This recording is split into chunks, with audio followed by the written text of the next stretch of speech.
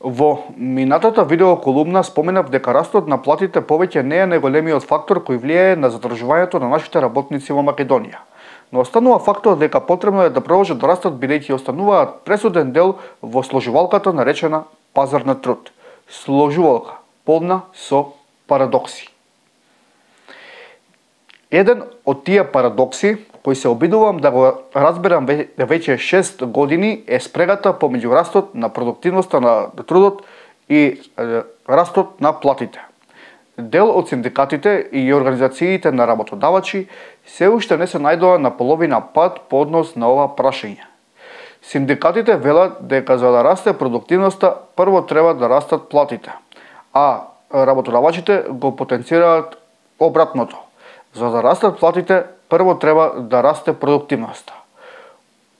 Ова, како расипана лента, постојано се повторува и на дебатните емисии и во новинарските писанија, меѓу кои и во моите. За жал, фактичката состојба го налага тоа. Експертите од областа на пазарот на труд, како трета страна во оваа дебата, повеќе се на линија со работодавачите. Можеби мал дел од нив се согласуваат со она што го велат синдикатите. Сепак, тие многу подобро ги познаваат приликите на пазарот на труд. Невладините организации за заштита на работничките права, конкретно Гласен текстилец, се залага за воведување на плата за живот. Според последните информации од лани, од организацијата сметаат дека платата за живот треба да изнесува 72.300 денари. Оваа пресметка, како што рекува, е базирана на истражувањата кои ги правеле невладините организации во Европа, во кои биле вклучени и тие. Од работодавачите не видов никаков фидбек по ваквата идеја, но земајќи ги предвид нивните досегашни реакции за било каков позначителен раст на платите, многу тешко дека ова ќе биде прифатливо за голем дел од нив.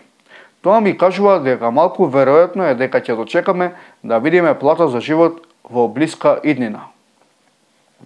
До кога смека и платите?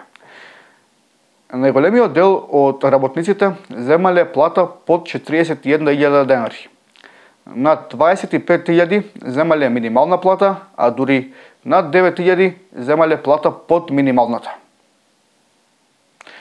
Верувам дека многу од младите дополнително се обесхрабриле кога прочитале дека 83.000 вработени не зеле плата за јануари. Следново што ќе го кажам е очигледно, но сметам дека морам да го нагласам. Значи, иако си ја сработиле платата, 83.000 работници останале без заработеното.